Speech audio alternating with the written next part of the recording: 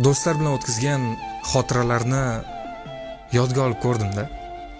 Birga borgan joylarimiz, o'tkazgan quvonchli kunlarimiz, qilgan sho'xliklarimiz hammasi xotira bo'lib qolib ketibdi-da.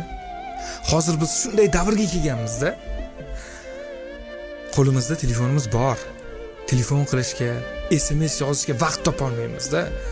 Mashinamiz bor, borib ko'rib kelishga vaqt topa olmaymiz. Kistamizda pulimiz bor.